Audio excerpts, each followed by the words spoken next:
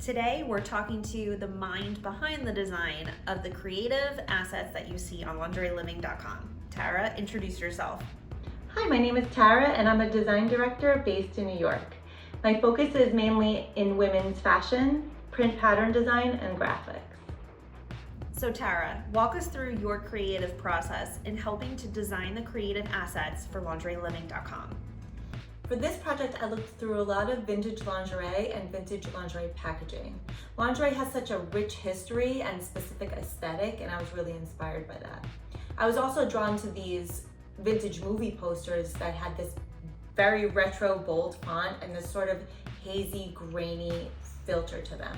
How did you, as a graphic designer, ensure that your designs really aligned with Lingerie Living's brand identity and aesthetic? Lingerie Living and I had a great discussion about why they felt there was a need for change. And based on that conversation, I made some mood boards to showcase various options for the team to choose from.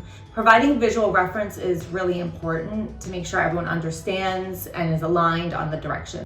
We met again to decide which direction made the most sense for the brand. And at that point, we're off to the races and ready to dive into the creative process. It's all about flexing our creative muscles at that point within the parameters that we've established as a group. In the end, the Lingerie Living team chose the direction of a mixed font using both a sans serif and a script. I loved the idea of the old and the new, the masculine and the feminine. I tried a lot of different font combinations and ended up refining and sketching it in my own way so that it connected nicely and had a good flow. Tara, this is a great time to tell everyone about a really cool design that you had come up with that we just couldn't seem to make it work for the Lingerie Living project. And then how did you end up taking that and moving forward with it in a different direction? A good example of that is a graphic I worked on for Lingerie Living where I used this very distorted, like 1960s, almost lava lamp effect, and it became pretty illegible at one point.